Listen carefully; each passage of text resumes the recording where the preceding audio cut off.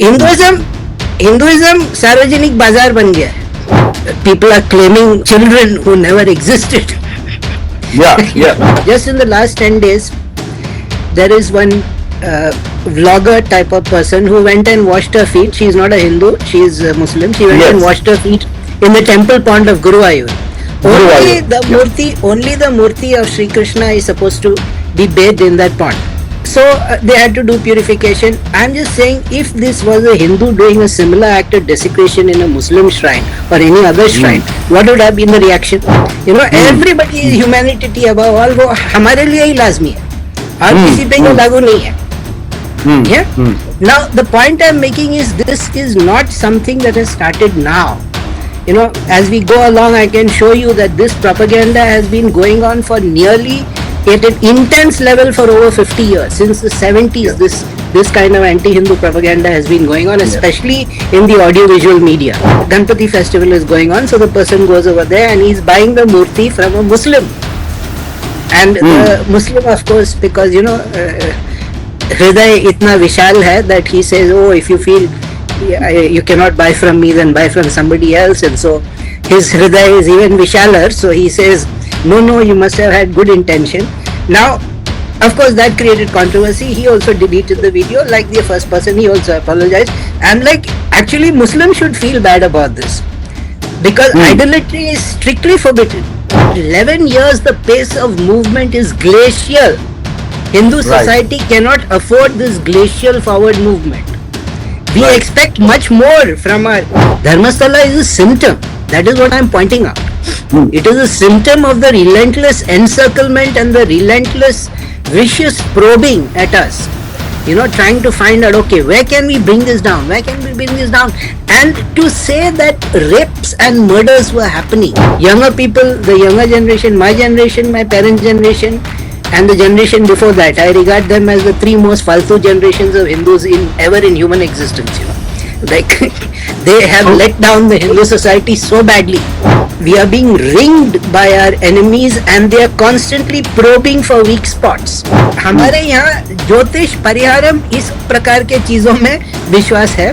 But when it comes to movies, all our mythologicals used to be third rate. The money is in the temple and that money is being misused by governments. हम जिद पे आ गए थे ना राम मंदिर के बारे में.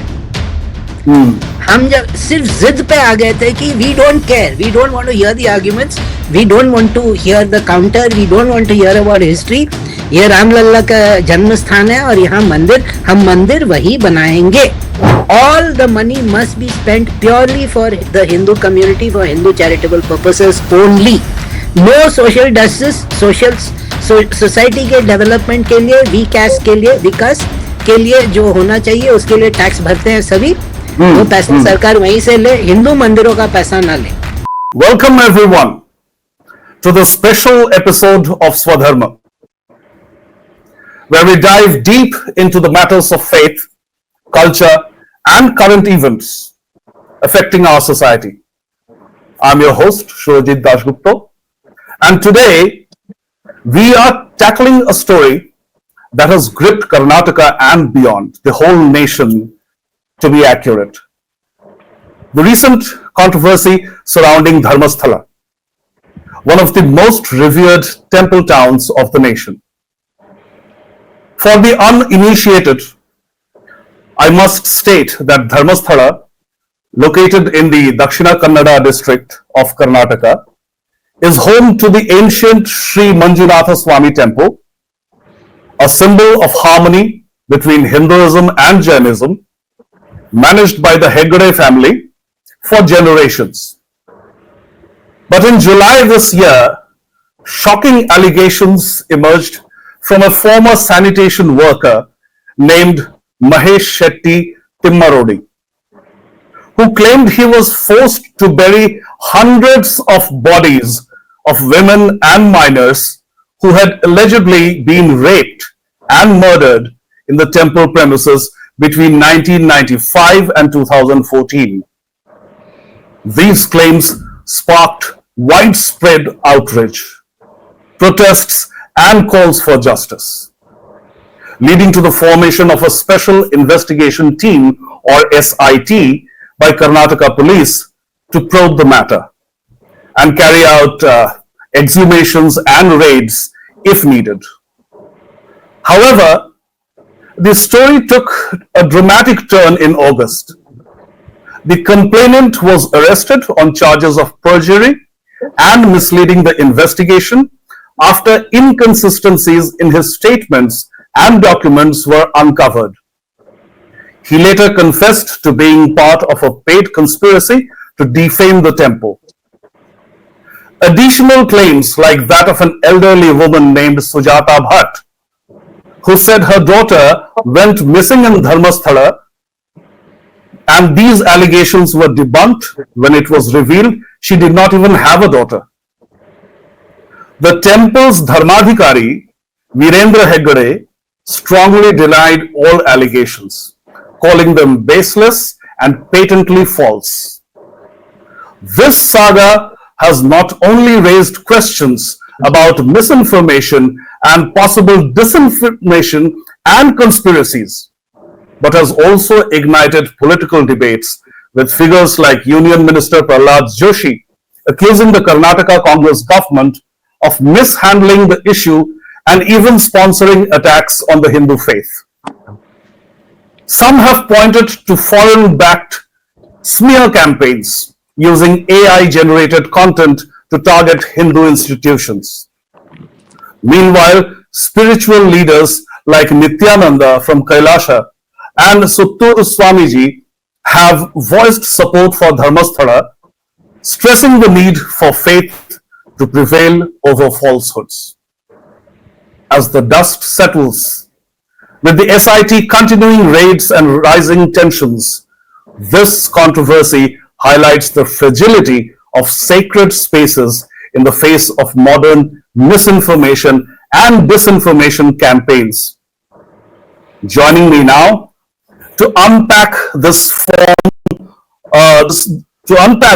from a dharmic perspective is our esteemed guest for today, Sri Guru Rohit Arya ji.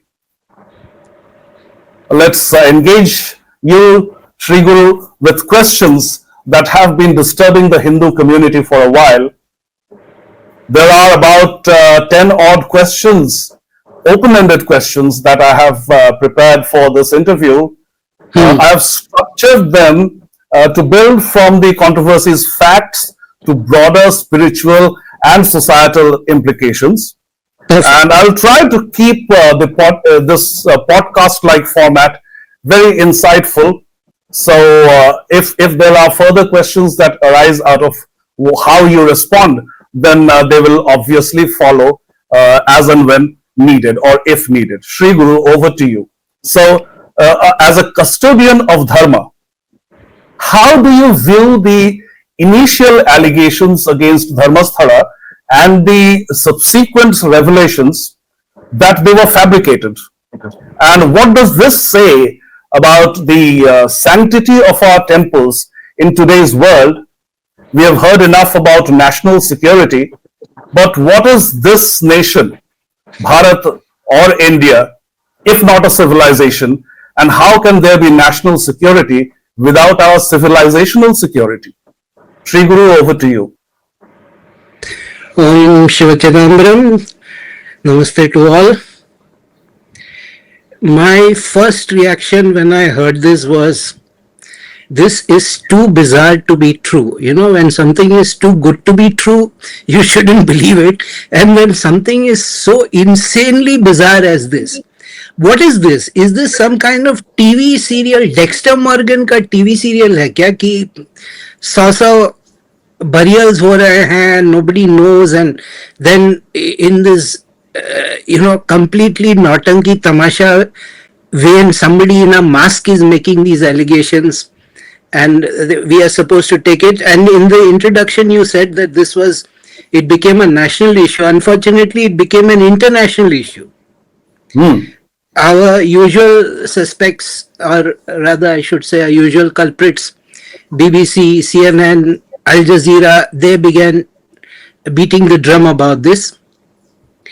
So fortunately now one of the few times we can actually say Satyameva Jayate, because, the whole thing has been proved to be a completely pathetic put up job. People are claiming children who never existed. Yeah, yeah. I mean,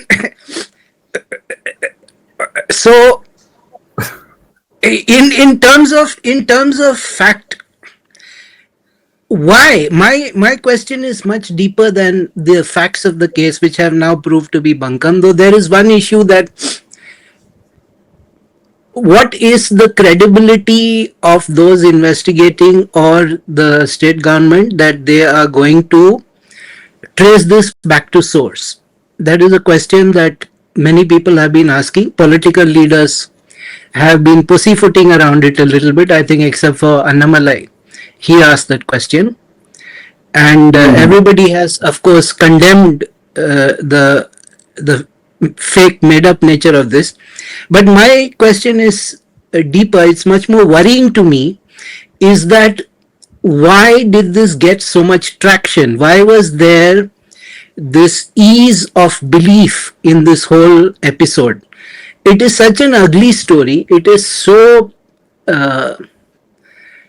weird, bizarre, perverse. And why was it that it seemed like the media couldn't wait, and the larger public also couldn't wait to start? And then, as usual, it comes down to condemning Hinduism, condemning Hindu institutions, condemning Hindu religious leaders, condemning Hindu society in general, which has been the trend for nearly 100 years now.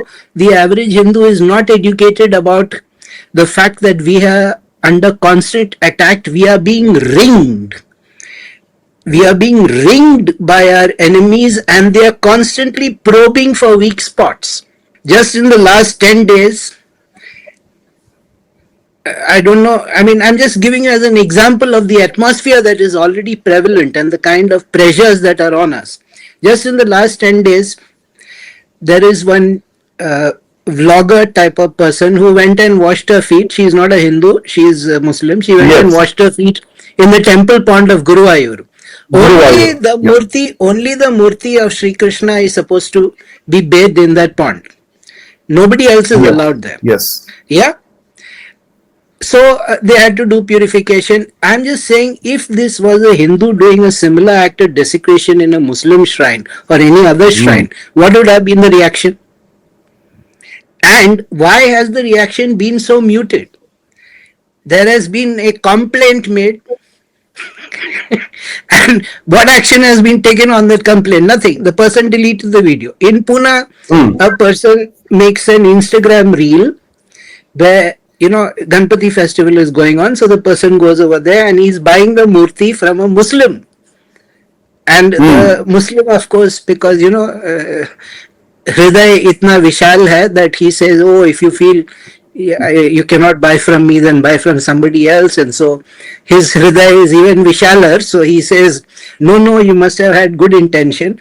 Now, of course, that created controversy. He also deleted the video. Like the first person, he also apologized. I'm like, actually, Muslims should feel bad about this, because idolatry is strictly forbidden. Yes. Shirk, the worship of anything other than Allah is strictly forbidden. To show a Muslim making idols is actually it should have been the Muslims who got angry about demeaning their faith. But of course, nobody looks at it like that. And we had the usual political class coming out with humanity is above all, and then we have the Deputy Chief Minister of Karnataka saying Chamundeshwari, the goddess, and is for all, the festival is for all. Hinduism को सामाजिक क्यों बना रहे हो भाई? Yeah.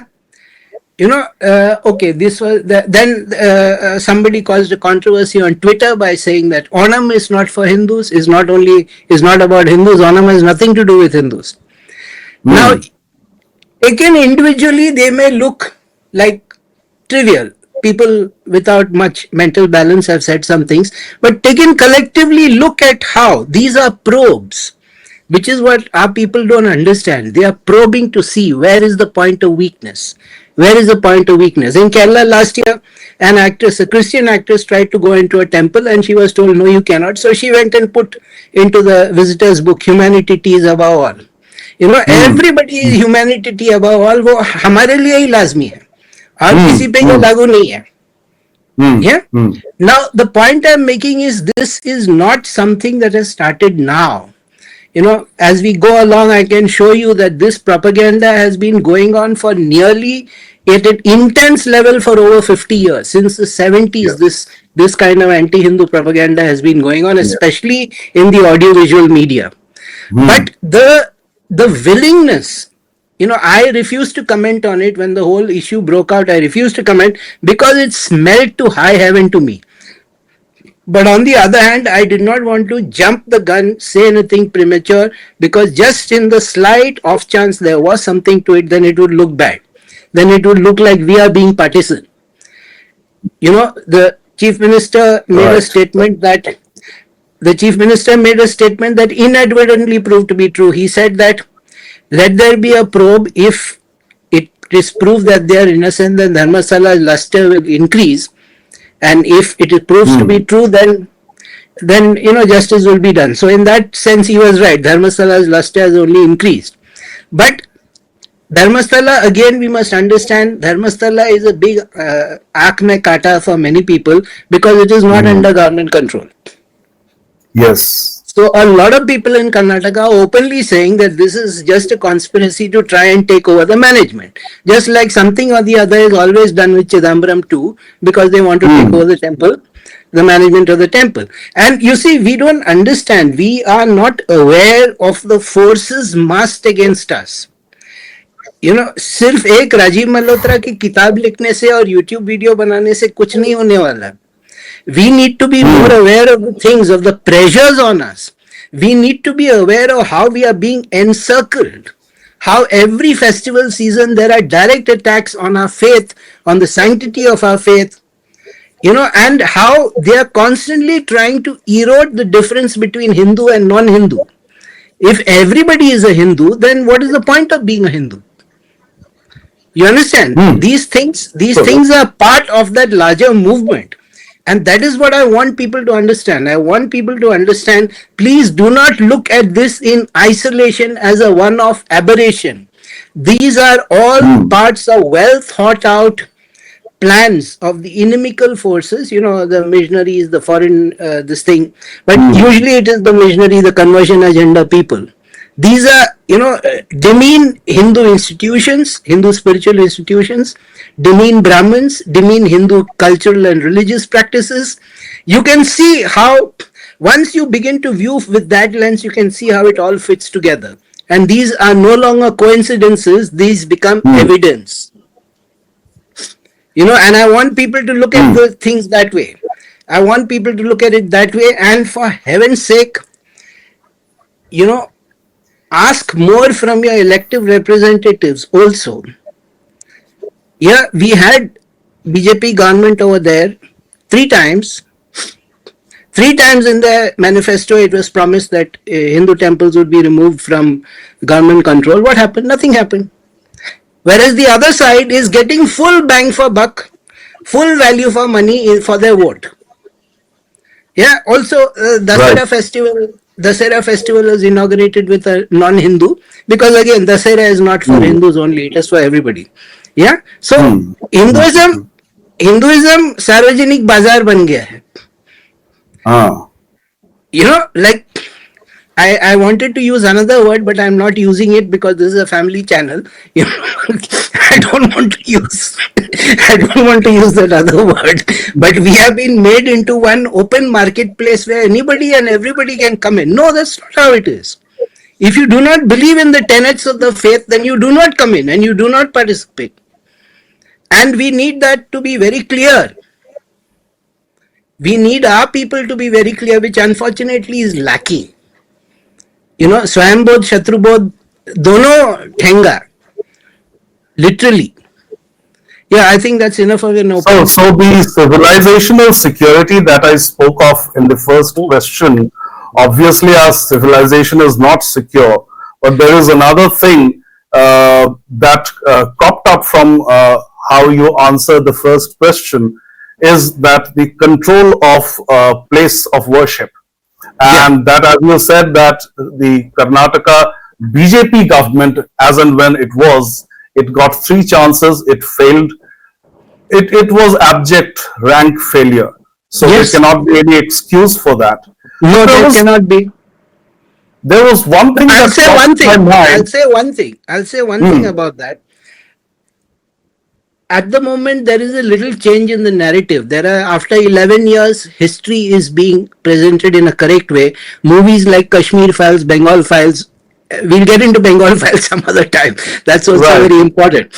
It is Mm-hmm. possible only because of this. But 11 years, the pace of movement is glacial. Hindu Right. society cannot afford this glacial forward movement. We Right. expect much more from our, in 2016, 2017, I remember the first grumblings used to start that we are not getting anything for our vote. And the standard Mm-hmm. answer of the IT cell used to be that the vote was for Vikas, not for Hindutva. So I'm like, Yeah. then why the goddamn hell are you asking for my vote as a Hindu? Hmm. And Yeah. every time there an election approaches, they raise the Hindu issue once again. For example, even in Karnataka, they had suddenly found Congress to be insulting Hanuman. Uh, And the voters of Karnataka were perhaps taken aback because that was not how traditionally BJP campaign went in Karnataka. It might have gone that way in Uttar Pradesh or some other places, but not in Karnataka. So suddenly it was clearly opportunistic. But what struck me here was Dharmasthala has still not been under the state purview. It is still outside. Now, yeah, this is also a place of congregation of Hindus and Jains.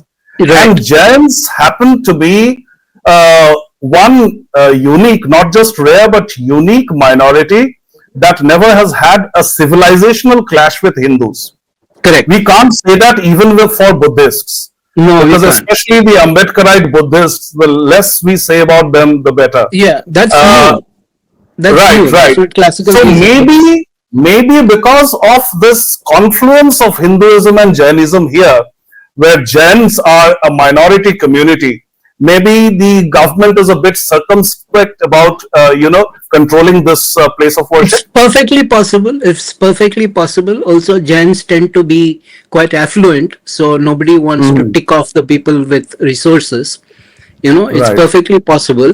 I'm saying, like, Dharmasthala is only a symptom. You see, don't Mm. outrage. Like, look how they are demeaning Dharmasthala. Look how they are also demeaning Dharmasthala. It's not like they're not demeaning any other Mm. institutions, or they're not trying to demean Hindu religious institutions in general. Dharmasthala is a symptom. That is what I'm pointing out. Mm. It is a symptom of the relentless encirclement and the relentless vicious probing at us, trying to find out, okay, where can we bring this down, where can we bring this down. And to say that rapes and murders were happening, and to Mm. bring Mm. forth an old lady, and then she's doing the whole Nirupa Roy scene of my daughter, hi, and then suddenly, my daughter, I don't even have a daughter. Mm. This is all, this is a psyop. Very Yes. clearly, this is a Yes. psyop. This is not Absolutely. a malice driven thing. Mm. Mm. Of course, there is malice, but the sophistication of it is a psyop. So what needs to be found out is who planned it, who paid for Mm. it, who made all this happen. That lady, I don't see any movement on that. We are not Mm. getting any Mm. answers to those questions. All we are told is that the institution is cleared, nothing of the sort happened. The two bodies that were found were males and they had committed suicide. Mm. So Mm. everybody seems to think it is over. No, the question is, how was such a psyop pulled off? Why was Mm. it pulled off? Mm. Who was behind it? Who was financing it? How dare some idiot in a mask have such confidence? What kind of assurances were given to him that if you come forth and say these things, how you will be taken care of? Mm. Do you think Mm. do you Mm. think he did that without that? Do you think he did that just because he lost his mental balance? Of course not. Nobody is putting, Right. even the media is not pressuring the lady. Why did you do this? They're not So pressuring. this actually brings me right, right. Yeah. This actually brings me to the next question, which is in two parts. The first part, when I spread the word that Sri Guru Rohit Arya would be addressing questions related to Dharmasthala, there is one thing that our niche audience, because as you know that I was earlier running a general news website and YouTube channel, and then I decided to cater for the Hindu niche, especially people who want to gain knowledge about our civilization, religion, culture, etc. So, from that niche audience, a section of the niche audience, one question has been addressed to you, which is that the complainant confessed to being part of a paid conspiracy. And from a dharmic standpoint, you being a guru, Swadharma's niche audience would like to know from you the karmic consequences for those who spread falsehoods against sacred institutions. And from the other journalistic question would be what you have already dealt upon is the issue of governance. Why aren't our secret agencies, our intelligence agencies, for example, attuned to this issue of civilization and the majority religion as well? Why is there never an outrage so big that the government is forced to institute an inquiry into the civilizational aspect of it? Because as you said, Shatrubodh, clearly this came from the Shatrus. And why are they Shatrus? What is their agenda that we all know? But where is there an institutional approach to unravel their shenanigans? Yes, Sri Guru. All our outrage is reserved for saving stray dogs, no? the social uproar and the pressure, the social uproar and the pressure is for saving stray dogs, no? And all I can say is that all the sentimental people have not seen a rabies death. That is why they have this sentiment. If they've seen a rabies death, no, all your sentiment goes out of the window. Yeah. So the question as to what is the karmic consequence, I cannot put my hand on the exact reference, but according to the Dharma Shastras, trying to destroy a religious institution ensures multiple lifetimes of destitution and disease. I cannot remember the exact quote. I can maybe dig it up sometime, but many lifetimes you have to do the prayashchittam for that, and the punishment for that, the papaphalam for that, is many lifetimes of disease and destitution. Now, while we do believe in, there is the theory of karma, there is the belief in rebirth, but I find that most Hindus don't actually believe that, not in their heart of hearts. There is a lot of YOLO mindset in people. They do not believe actually that the karmic law operates. They do not believe actually that rebirth happens. To me, the biggest shock of the pandemic was that in the land that created yoga, our people are, what do we call, abhinivesha, clinging to life is the core of our So yeah, from a karmic point of view, of course, a person who has done this, but interestingly, the persons who have instigated him and paid him and trained him, they have the greater karmic, what do we call, load to bear. So they should have more severe consequences. Now, this does not mean that we say, oh, leave it to the divine will punish. No. We have fallen into that cowardly way out too many times. We can also punish. Let us regard ourselves as instruments of the divine and punish. Yeah? Like keep leaving the punishment always in the hands of the divine is a very easy way out, is an excuse not to take action. Now, in terms of you know the Panchamlechas, they are the ones, the missionaries, mullahs, media, Macaulay Putras, and who's the fifth one? The kitna hai? Missionary, media, Macaulay Putra, mullahs, and yeah, okay, five. There are five mlechas. Yeah, these are the deracinated and the people who are determined to save us from hellfire. You know, these are the they are united. They are united because their hatred for Hinduism is greater than their dislike of each other. Right. And we don't. I think it has always struck me very strongly that the Hindus seem to think that people cannot dislike them. That people cannot hate them. We seem to be very surprised when we realize that there is hatred coming our way. Because we have done nothing to provoke it, therefore why should they hate us? And there is this absolute disbelief and refusal to believe evidence.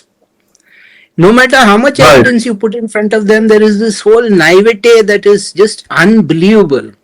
So in terms of civilizational, well, all I can say, it is better than my childhood. I'm 60 now. In my childhood, it was much worse, and I grew up in Calcutta under Jyoti Basu. So you can just imagine. You can just imagine the kind of self-loathing that Hindus used to have there. And so I was always a very hardcore Hindutavadi. So now it's much better. Younger people, the younger generation, my generation, my parents' generation, and the generation before that, I regard them as the three most faltu generations of Hindus ever in human existence. Like they have let down the Hindu society so badly. They have let down Hindu society so badly. But the younger generation seem to be waking up. So, in terms of, see, there needs to be more coordination and there needs to be more awareness. You cannot live in that I am doing my job, I am following my career, I am providing for my family, I have elected the government, sarkar dekh lega. No, you need to see ki sarkar kar raha hai ki nahi. There is no accountability. And it's not about religious matters. There is no accountability even in simple matters of governance.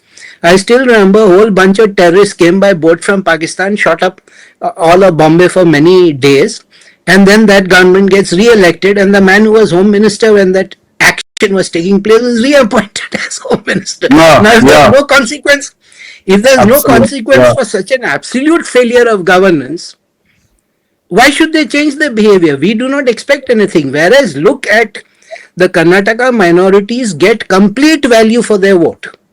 They get complete value for their vote. What value do we get for our vote? So the responsibility lies with us. The responsibility lies with us for outsourcing our survival. That does not hold well. Today, when I was a kid, because there were enough people who had seen the great Calcutta killing, I knew who Gopal Phata was. Today, nobody knows. Vivek Agnihotri को अब बताना पड़ रहा है. विवेक अग्निहोत्री को अब बताना पड़ रहा है कि गोपाल फटा कौन है. It actually, kind of not surprised but stunned me that in this age of Google and Wikipedia, for all the leftist inclination of Wikipedia, the article on the direct action day is pretty explicit and pretty detailed. So if today's generation feigns ignorance, it is a very sorry state of affairs, as much as it is a poor commentary on their parents who never prodded them to look deeper into what happened in our immediate past. They and their parents are both convinced that nobody can dislike us. Absolutely. There is this, it is repeated like a talisman or a charm against evil, that no, we are sending out good vibes into the world and only that will be reciprocated. And the presence of evil seems to come as a surprise to people. I do not understand for people who have created devtas like the one behind me, who worship devtas like the one behind me, that we do not understand that there is evil in the world and it must be resisted. Right. And it flabbergasts me. This level of like what Jordan Peterson says, which is actually a thought of Carl Gustav Jung, that against the truly malevolent, the naively innocent have no chance. Hmm. What a profound sentence. Yes. Yeah. Yes. And I'm afraid we are up against the truly malevolent and we have no chance because we are refusing to face reality. We are refusing to face that this is how they think. We are refusing to face that there are significant people with resources, with no taxes on their collections, on their secret spaces, who think that we are going to burn for eternity. Yeah, and we think it is acceptable. We think Right. it is perfectly acceptable. So, at a time when our elected leaders are, using Dharmasthala as an excuse, like they have used so many of similar instances as excuses earlier for hurling mud at each other, which actually they do not even mean properly.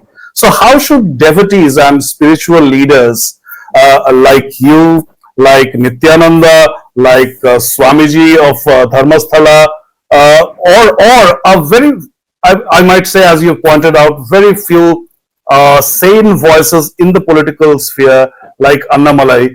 How should we respond when politics intersects with religion in this way? Because when we are talking about conspiracy of another group of people, another community or communities, then surely those communities are more political than they are religious. Because if they were just religious, they would have minded their own business, their own religion. Why They interfere don't in ours? distinguish. They don't distinguish between the political views and the religious views. No. Right. Whereas we are always told, no, no, no, no. Let's be secular. Let's be secular. See, हमारे Hindu politicians के secret ग्रंथ तो constitution है ना. Yeah. They actually do puja and arti to it. Yeah. They proudly take pictures of themselves doing arti to the constitution. So what Swami Chinmayananda told me when I was a young man, that his mission in life was to convert Hindus to Hinduism, and that's what I have been doing also ever since I started my career as a guru. That's what I've been doing. Hindus ko Hindu banao yaar.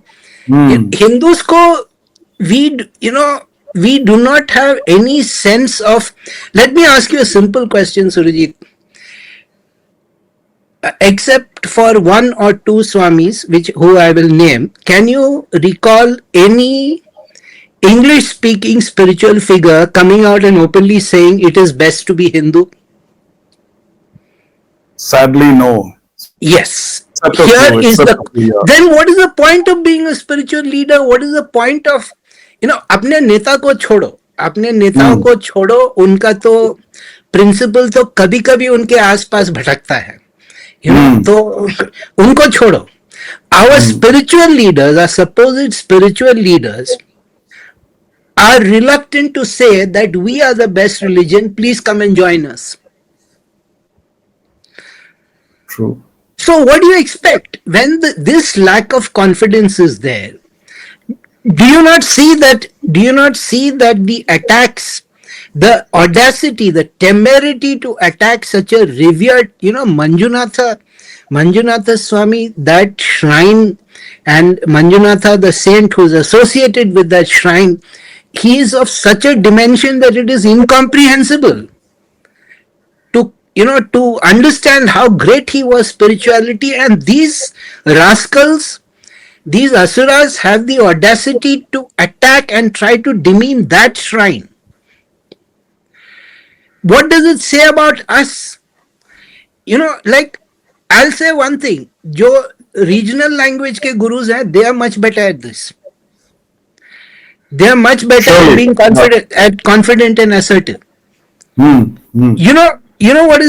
What is one of my greatest, I feel disgraceful to hear, foreign Hindus, that is not to say Hindus of Indian origin, Hindus who are not of Indian origin, but they are still Hindus, and they all tell me, we wish more Hindu gurus would be so confident and assertive about their religion as you are. And I'm like, this is a disgraceful sentence to hear here. So, you are talking, psychologically, you're talking about an enormous mountain to climb.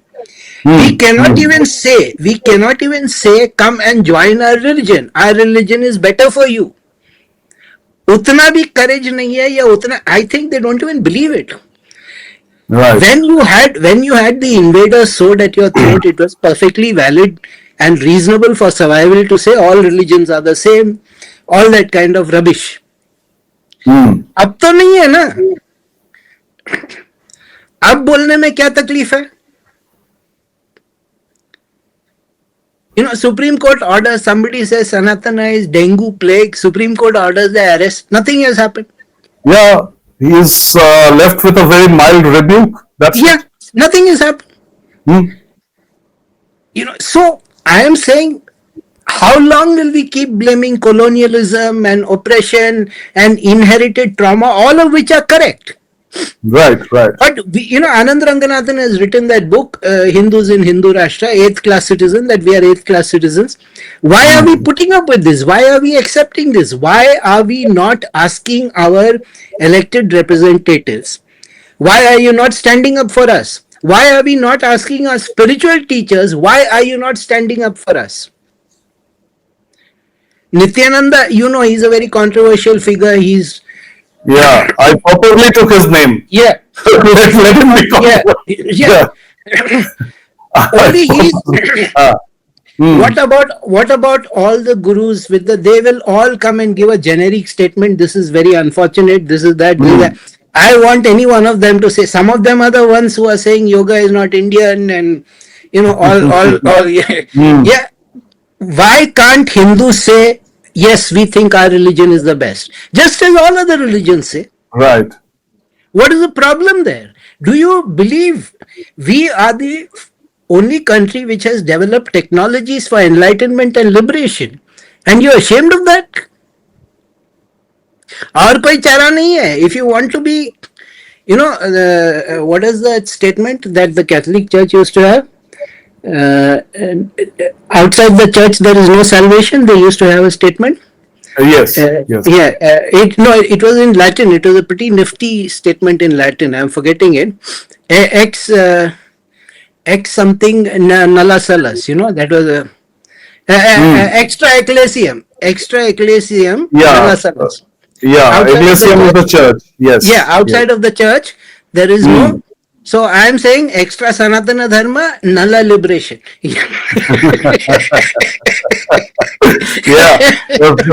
Yeah, we can surely Indianize that. And one thing which some of a section of the audience may find rather unrelated, but it is very much related, because of late we have cultivated a new enemy, perhaps not because of our fault, but because that guy is a maverick, that is Donald Trump. And why I am bringing in Donald Trump here is because in the Dharmasthala case, we found a lot of propaganda using AI content. And we know that Republicans are very good at it. Of course, Democrats also are quite good at it. So we have this new thing. And now recently, especially during the Independence Day speech, our Prime Minister said that our techies must stand on their feet and deliver for the country. But we do not have our own Google. We do not have our own X and Facebook on whatever you call any social medium you name. And we saw that when there was an attempt, they were all Me Too attempts. Like there was something called Elements, which looked like Facebook. There was something called Coup that looked like X. Like it's always a copy. And since only the so-called right wing flocked to these places, they flopped because there were no debates. There was nobody to challenge whatever you said. So it became a very boring place. And at the same time, if you look at the other oldest civilization, there are only two old civilizations surviving in this world, Chinese and Indian. China has its own social mediums, has its own search engines, and their own play stores and app stores. That is because they have banned all American equivalents. So when are we going to stand up and say that if this ecosystem where we say our thing is to be made possible, it has to be on our own platforms. We do not have a platform, and we perhaps are so short of ideas that as and when we try to put up something for the sake of competition, it just does not impress anybody. Well, China is a different country altogether. The Chinese mindset is a very different mindset. I'll tell you something very interesting. China is officially a communist country. It is a atheistic country. If you see the Chinese movies, they make sword and sorcery movies by the thousands. Yes. They reach into their mythology, their tradition, and they release them, they pump them out into the world in the thousands. Whereas India, with an equally ancient tradition of mythology and fables and stories, Brihatakatha Sarita Sagara, which is a 10,000 page volume, I have it. Yeah. And that is the smaller recension. The full recension is lost. Right. Yeah. Right. And now, it is now that, that Narasimha movie is psychologically important, because for the first time we took an animation, whereas the Chinese have always been proud of their culture. Even if officially they do not subscribe to those norms, China makes more movies about magical beings than India does, whereas India has all the stories. And हमारे यहाँ ज्योतिष परिहारम इस प्रकार के चीजों में विश्वास है. But when it comes to movies, all our mythologicals used to be third rate. You know what they were like. Right. Right. All our mythological production values, everything used to be third rate.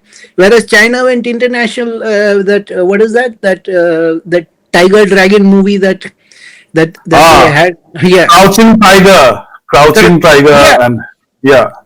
Okay, now we have RRR, so I suppose we have finally caught up. But the fact is also China is somewhat authoritarian, so they can take decisions, and China also does not have reservations. China can select the best people for the job and get it done. I do not know if psychologically we are compatible with that kind of mindset. I do not know if we tend to be natural anarchists.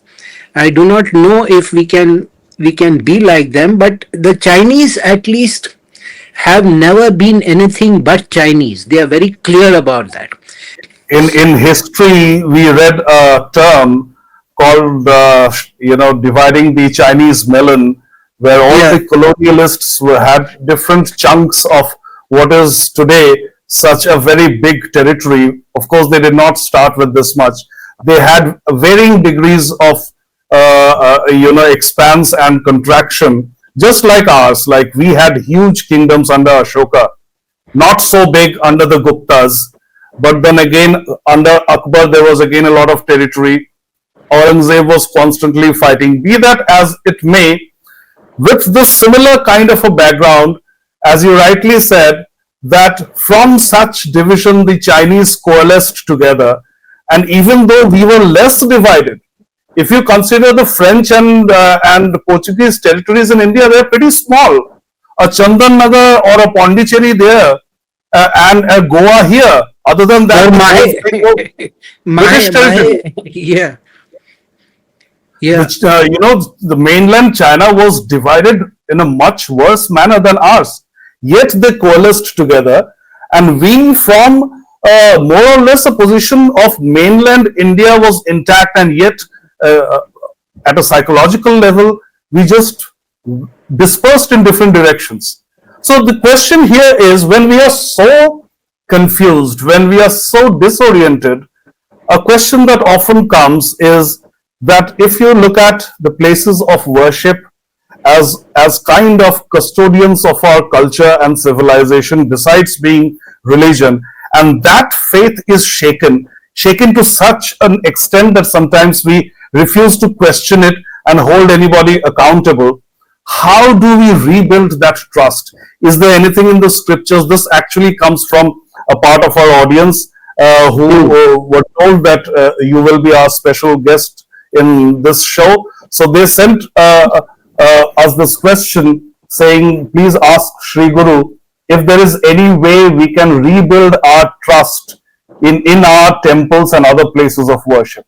First of all, I don't believe that the trust is lost, but the trust has been damaged. Mm-hmm. Secondly, until we free the temples from government control, let the government bring their blessed board of oversight or whatever rubbish it is, that because they don't want to give up full control. Yes. Let's be honest.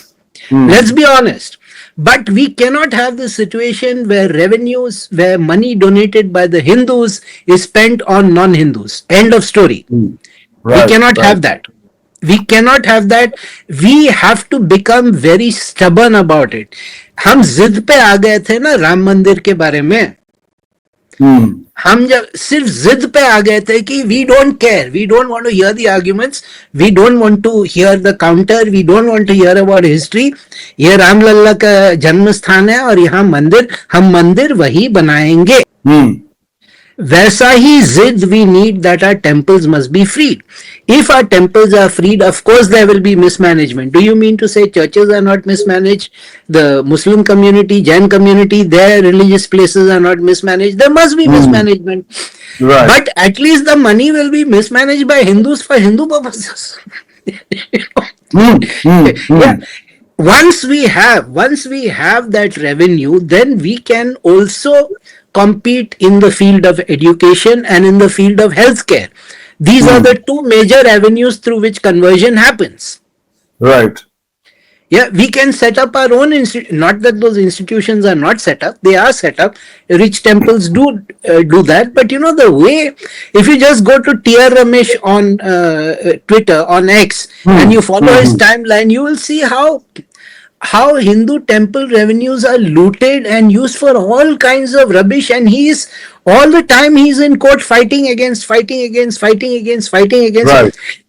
The Hindu community cannot use its funds because the money is in the temple and that money is being misused by governments.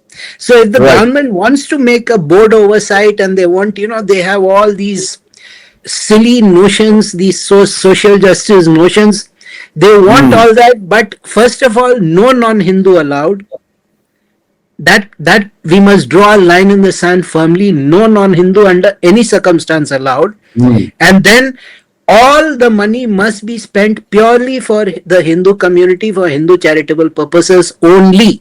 No social justice, society के development के लिए, विकास के लिए जो होना चाहिए उसके लिए टैक्स भरते हैं सभी, वो पैसा सरकार वहीं से ले, हिंदू मंदिरों का पैसा ना ले.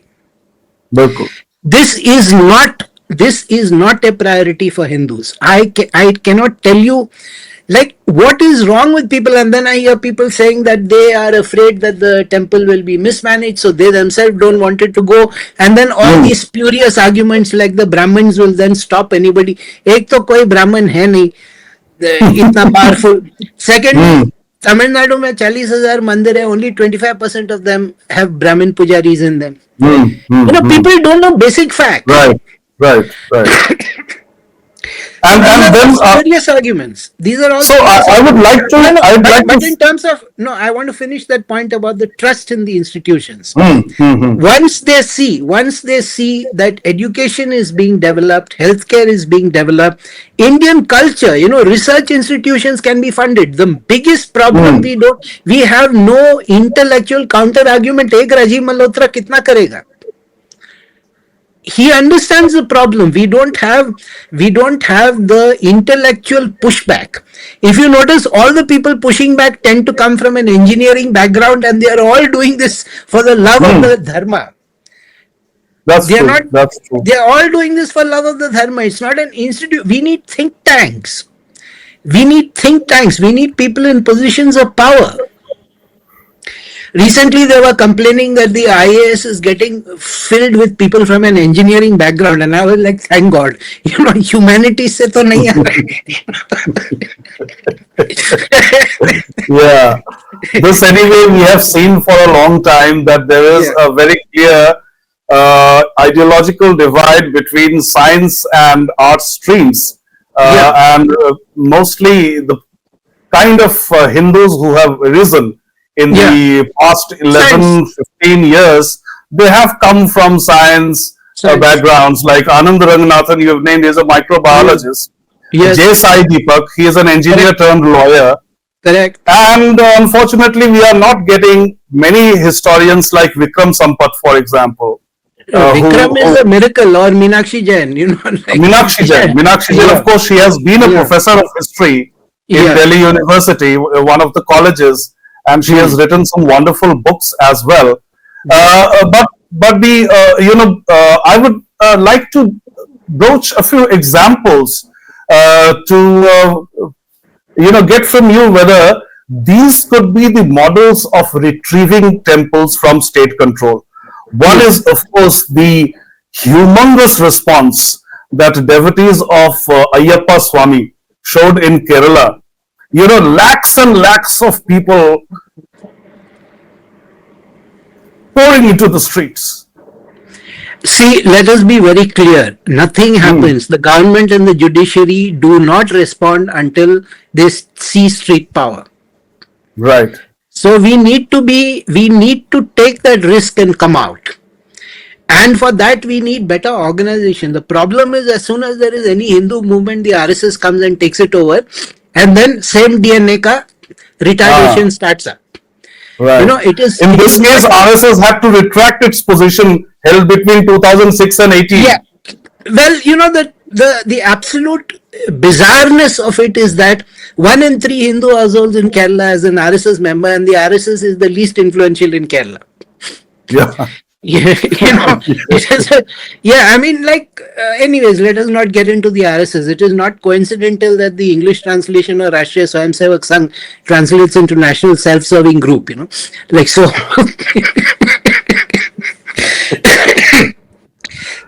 Sitaram Goel had summed it up, no? Hindu society is doomed unless it comes out of the BJP RSS trap.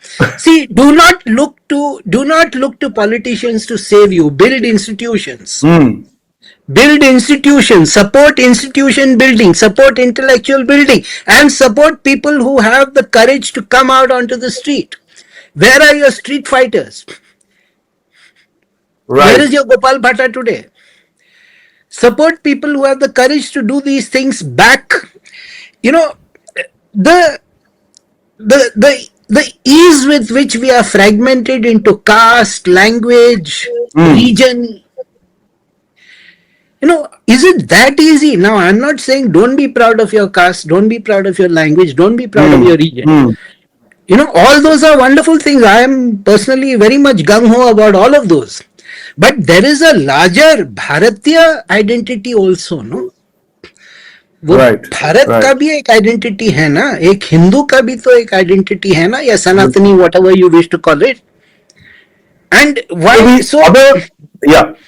No, Ayyappa, what happened with the Ayyappa movement is actually nobody came out onto the streets for Dharmasthala, nobody came out onto the streets for Shani Singapore, nobody came out onto the streets for Kashi.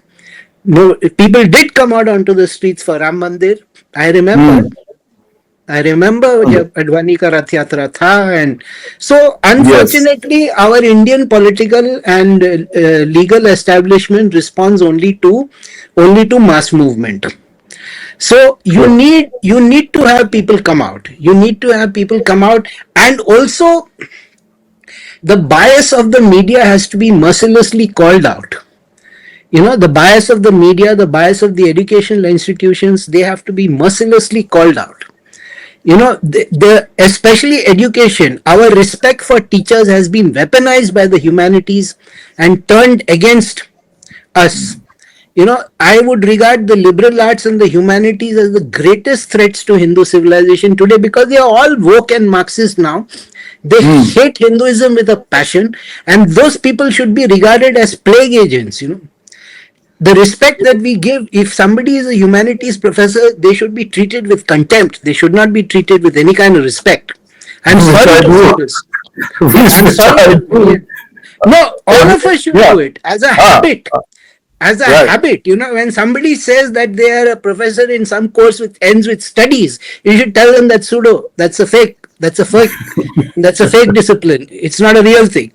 Yeah, anything which ends with studies is fake. That's not real. So Right. but see, these are all again reactions. We are not setting the narrative. We are only reacting.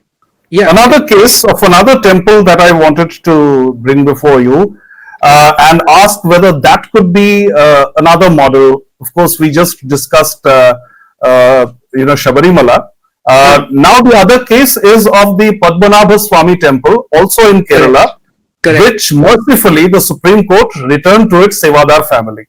Now, my question is that if, let's say, hypothetically saying tomorrow, all the governments of the country, union and state governments, decide to hand over all the temples to its respective community leaders, let's say, because everywhere we cannot find the Sevadar who was in charge or a particular family before the British usurped all these things, and then independent India continues with that British legacy of state control over temples, and they do not exercise such a control over any other place of worship.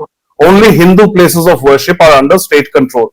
So if say tomorrow government decides to let go, who is it going to transfer all these temples to? Because for traditional temples, it's very clear. One thing that you and I and anybody who has a pair of working eyes must have noticed. If you get into a North Indian temple, it does not look like a temple. It looks like a normal concrete house. There is no architecture, there is no sculpture. It's just an ordinary house with a murti of Shiva or maybe Krishna or maybe Durga. But you can very easily tell this is a new temple. This does not have a very long heritage. It's not Brihadeshwara. It's not Chidambaram.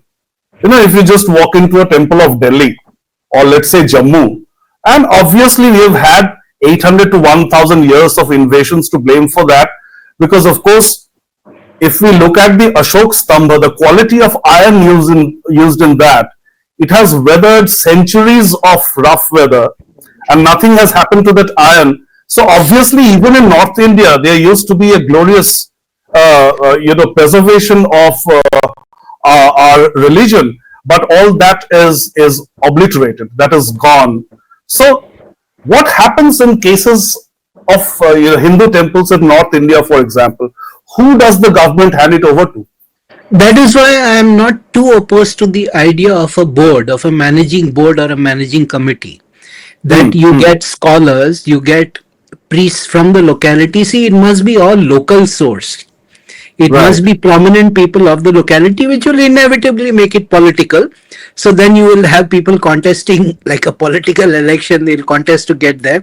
But we have to accept that everything in India becomes political. But I would say that yes, the way the Chamundeshwari temple is managed by the royal family of Mysore, the way Padmanabha Swami temple is managed by the royal family of Travancore. You see, when the princely states merged into the Indian Union, certain assurances were made to them, which, like the assurances on the privy purses, were not kept. That's all I want to say about that. I would say that we could look at Chidambaram temple, which is a community-run temple. The Dikshitar community runs the temple. So we could look at how do they manage it. Plus, I think 2-3 papers have come out with projected suggestions as to how a temple should be run independently and how the board should be set up, how the committee should be this thing. And the government insists on having the magistrate of the area on the board. I suppose we have to accept that. And maybe it will be a good thing also. If it is completely given into the hands of private entities, there would be problems. Maybe that would be a good thing. But I would say we have an example of an ancient temple like Chidambaram, which is very successfully run. Every time there is a DMK government in power, they launch all kinds of vicious legal attacks upon them to try and take it over. Subramanya Swami was not very popular in the right wing today, but he was the one who saved that temple. He went to the Supreme Court and got the Supreme Court to say no, that give it back to them. So the Dikshitar community, we can go and look at them. We can ask them, how do you manage your temple? And it is a community. It is a community effort. It is a communal effort. They are all together. communal in the correct and original meaning of the word, not in the Indian Yeah. English meaning of the word. Yeah. It is a community effort. They Hmm. manage it Hmm. Hmm. together. We can look at that. We can look at that as a template, and there have been very good,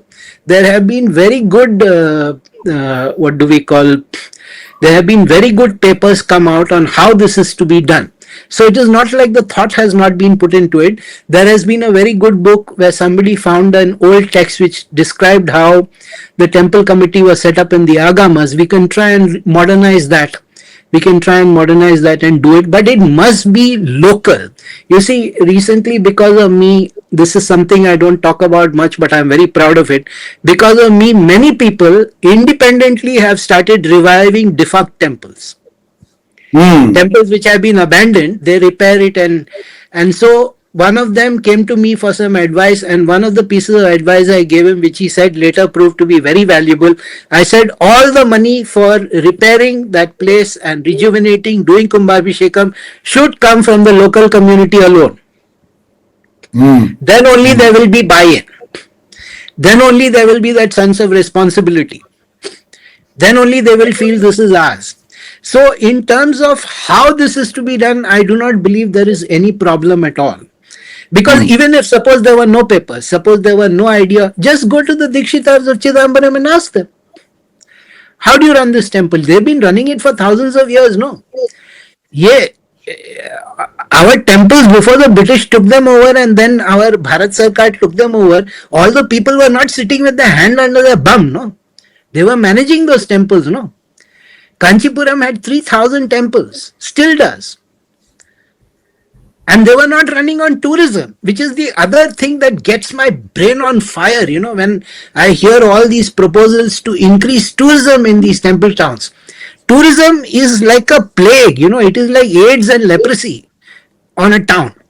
And the contempt behind that thought that the people of that area are fit only to be servants to the lads who Yes. come visiting.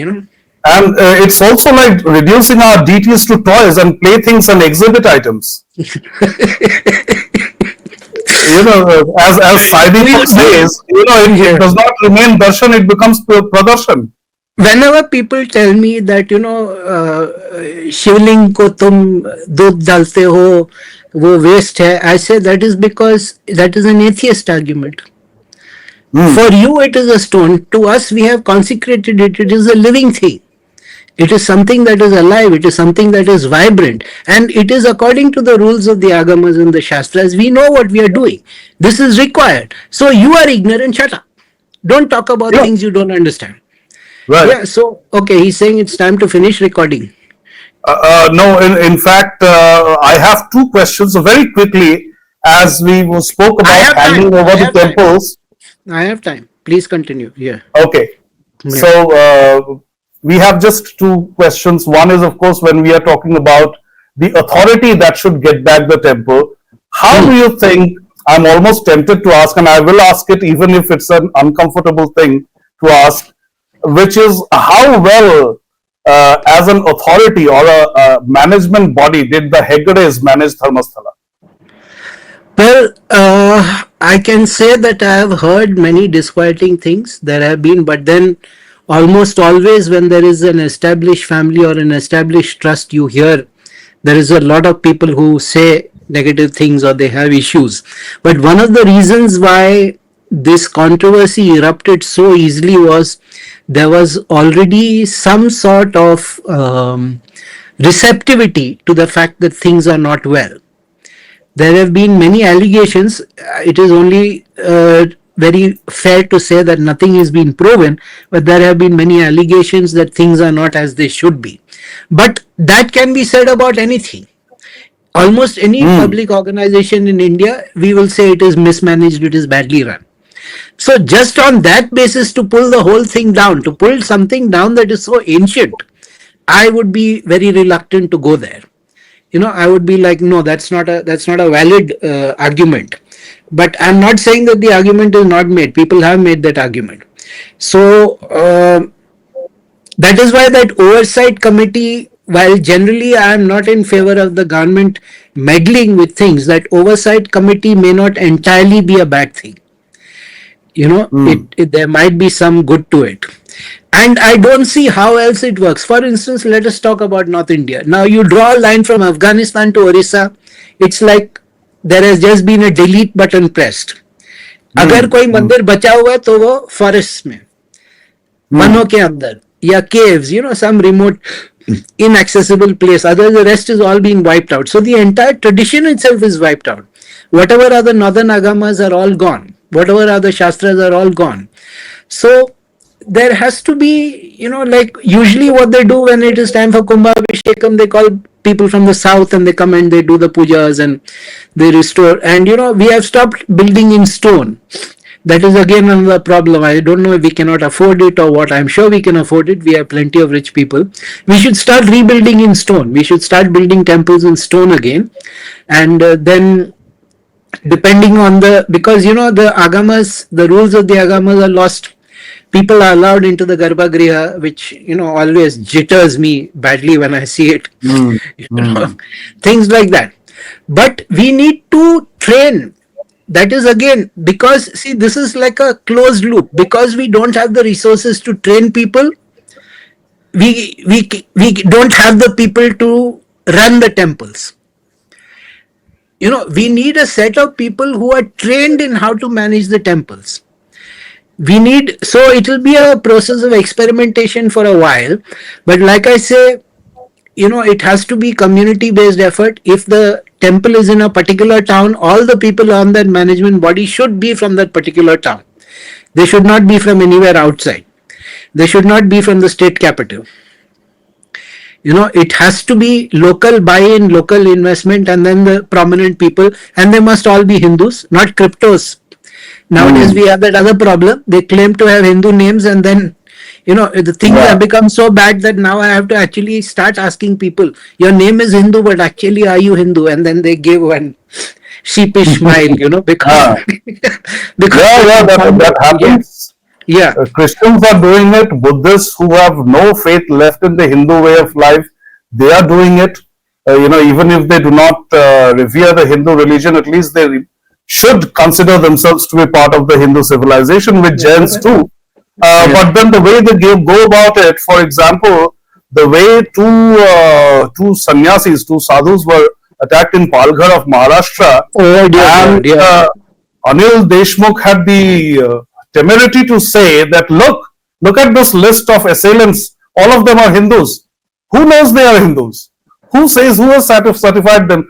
Just because some of them bear Hindu-like names, that does not make them Hindus. So that brings me to the final question, which kind of encompasses this entire program of today, which is when we talk about whatever we are doing it for Dharma, Dharma Samsthapanarthaya. But in this particular case of Dharmasthala, there has been a misinformation and disinformation campaign. And so here we also talk about Dharma, of course, cannot exist in a vacuum. It has to be on the basis of Satya. How do we do Satya Samsthapan?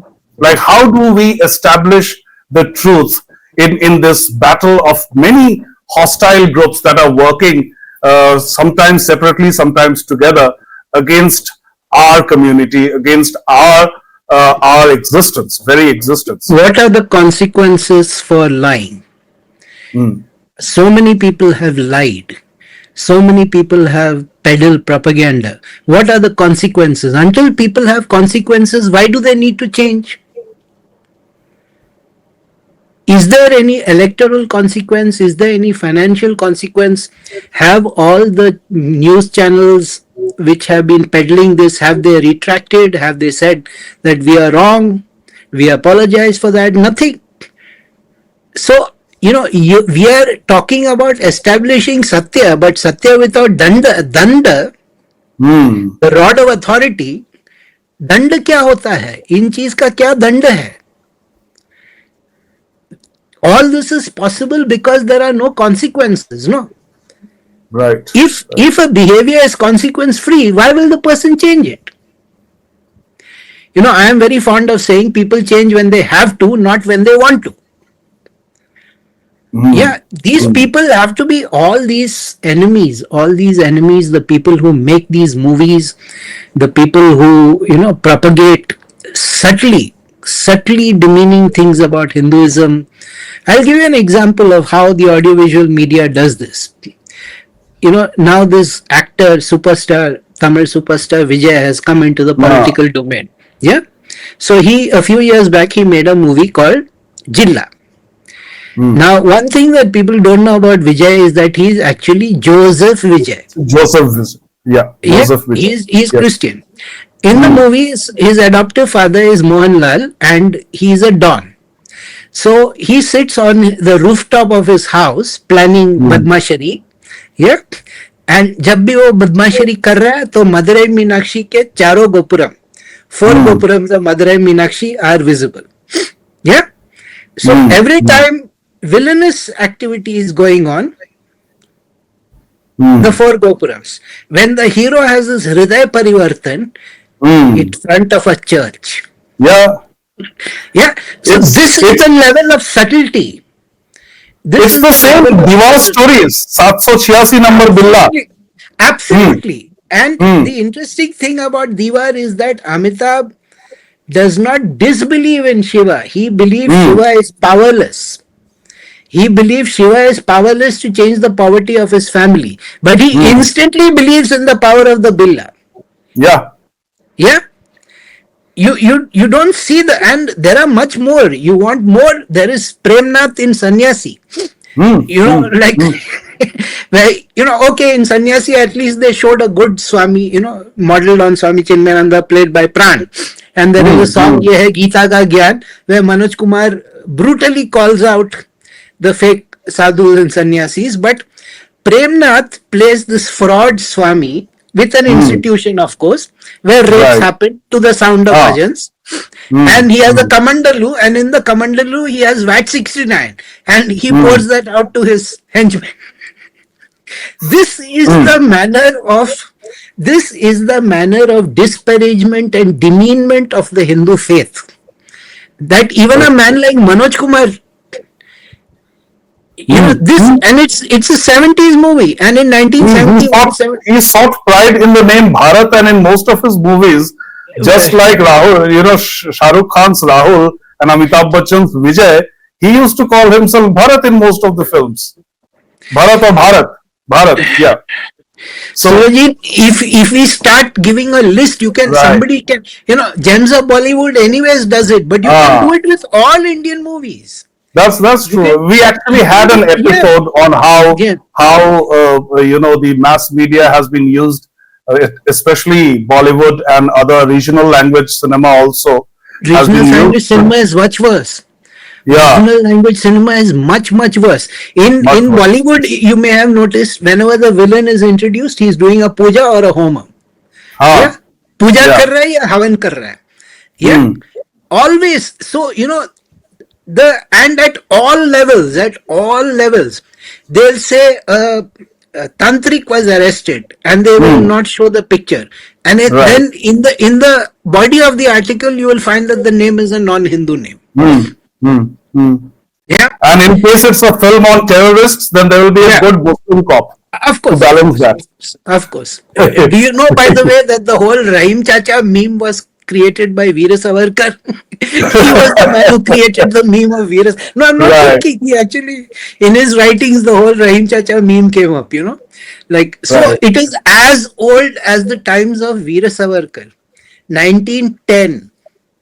So since the enemy is doing it with impunity, and you talked about danda, of course, our Supreme Court is not going to provide that danda unless, of course, even when people make any particular verdict or judgment untenable with protests, as it happened in Kerala with Shabarimala, the Supreme Court became helpless, Pinarayi Vijayan became helpless, RSS and BJP took a U-turn and all that. But where will this danda come from? Are we supposed to take law into our hands?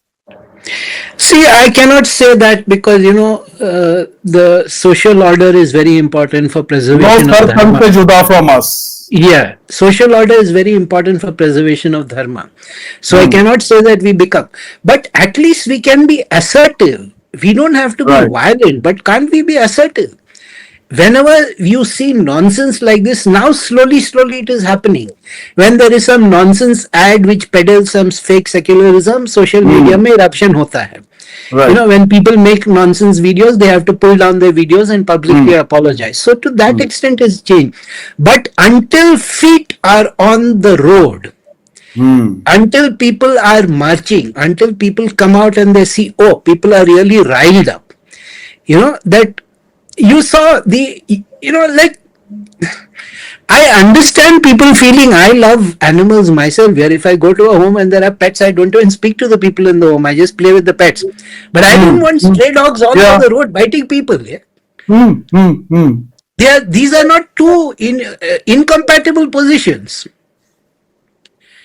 Yeah, But this is what confounds me. Like it yeah, is making this crazy activism of yeah. stray dogs to And me.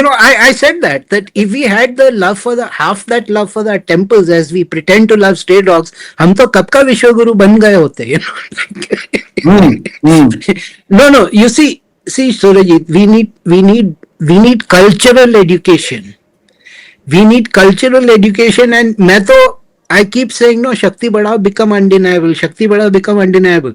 When you come out in the large numbers and people see now, slowly, the media has also woken up. They don't blatantly anti-Hindu articles have fallen. It's not like they have stopped, Hmm. but they have Right. fallen because they realize there is no market for that, and then the comment section ratios them to heaven and back. Like so, Yes. there is the And they will be there is pummeled on social media when they do but that. it You know it that. cannot stay on social media. I am Hmm. saying Hmm. people have to come out. When Right. we see, and people have to have developed greater awareness. When you see this, as I said, this is a pattern. I gave you just in 7-8 days how many various eruptions from various places. These are probes. These are probes. Is it weak here? Is it weak here? Let's try this. Let's try this. Let's try. And they are constant and they are relentless. And the reason why they try that is again no consequence. That girl who went and washed her feet, why is she not arrested as yet? She was a ignorant young person. She made a mistake. Ignorance of the law is not an excuse. It is against the Hmm. law for a Hmm. non-Hindu to go and do. That is an act of sacrilege. We have Right. 295A. क्या है वो, that you cannot hurt the religious sentiments of somebody else? Why is Hmm. that law Hmm. not applied? We know why it is not applied, because the government over there is biased against, and we also, our public tend to be very hyper pragmatic about these matters. The day before the Ram Mandir Pratishthan, I went from my city in Maharashtra. I went all the way to the airport. I saw भगवा झंडा राम मंदिर के flags.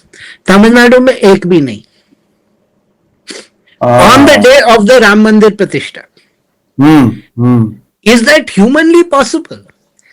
Everybody I met were very happy, but nobody dared because they know that the Ah. the atmosphere is so. We have to overcome that. We have to overcome that defensive pragmatism. We have to be willing to risk a little bit. We have to Yeah. be willing to speak up a little bit. I have lost disciples because I refuse to back down on my commitment to the Sometimes Hindu I cause. find the scenario in Tamil Nadu most, scarier than that in Bengal, because in Bengal, at least the Hindus are trying to assert themselves against all adversities. At least Well, they're trying, they're getting killed, butchered, everything, but they are trying. A small section is trying. I don't see that such kind of an effort among Hindus in Tamil Nadu, despite this draconian HRCE Act and the I do sheer not know what to say. anti-Hindu I do not attitude know of, what to say because for yeah, me, Tamil Nadu is heaven on earth. The kind of should temples, be, the kind of yeah. and the kind of devoutness that I see amongst the Mm, people. The kind of crowds that come out whenever there is utsavam. But again, there is no assertiveness. right. There is no assertiveness of one's Hindu identity. And like I said, I've lost disciples because of I asserted my Hindu identity and I said I will not compromise on this. I'm not going to validate your deracinated notions. If you want to leave, you bloody well leave. But I'm not going to compromise on dharma. So everybody has to make the choice themselves. No, I know I have nothing to be ashamed of. I have fought for dharma and I have absolutely nothing to be ashamed of. Other people should be ashamed. Other spiritual people should be ashamed. So-called spiritual people, that you are gaining sustenance from your practice, your sadhana, and you are not willing to stand up for the religion and the culture that gave you that practice, that sadhana. What kind of a coward are you? What kind of a worthless human being are you? So I refuse to live like that. But I understand people have pressures. I have more social freedom than other people because I don't have family pressures and those kind of things. But nahi chalega. We need to we cannot be blasé like this. We cannot just be saying, oh, that is just one, they're ignorant, leave it.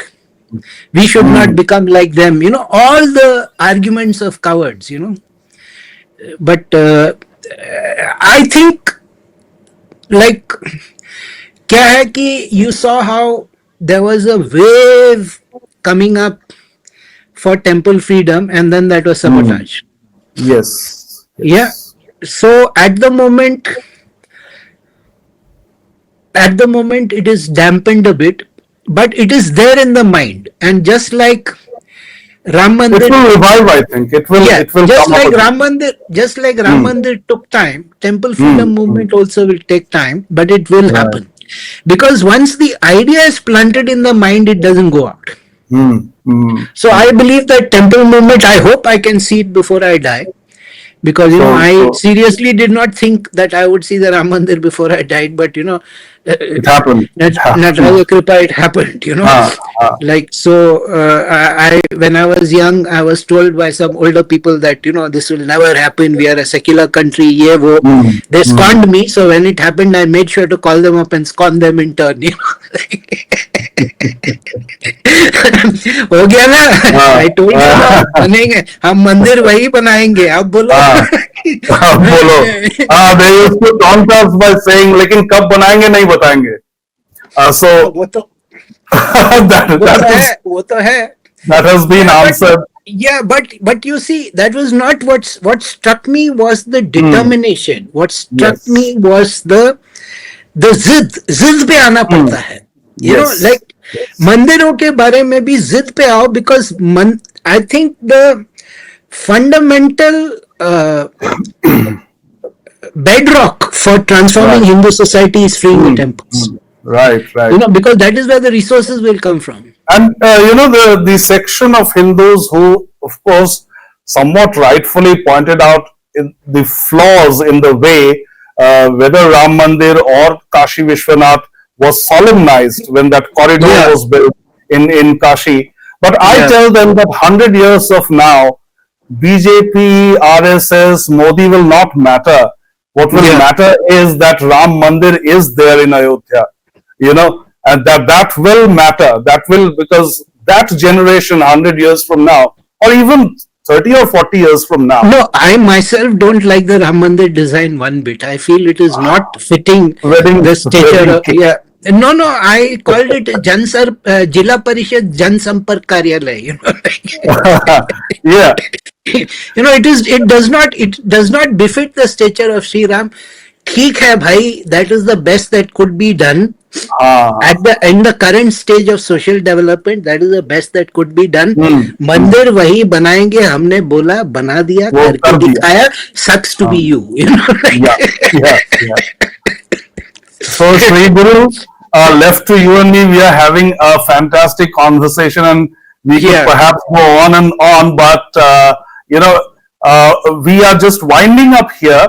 But anything that you wish to say that has not been covered by any of my questions, you please free go ahead, or anything additional you would like to say as an answer to anything we have already answered. One point, please do not get overexcited and over emotional. Please do not regard all these incidents as one-off cases. They are not unique cases.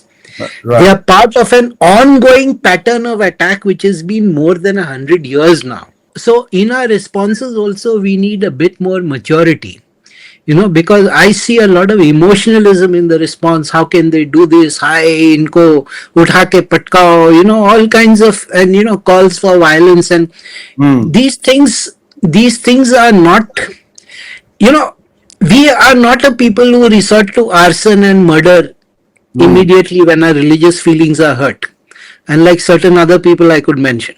Yeah, but so we need to institution build, and we need to hold our institutions, a government accountable. That I find is our biggest problem, because we do not hold them accountable. दंड नहीं होता है ना. अब now we have two people who have openly admitted to being culprits. The one person has been proved to be a culprit, the other person has admitted that she has lied. What is the consequence? What is the punishment? We need to not forget that. We need to keep pushing that, like, okay, what is going to happen to these people now?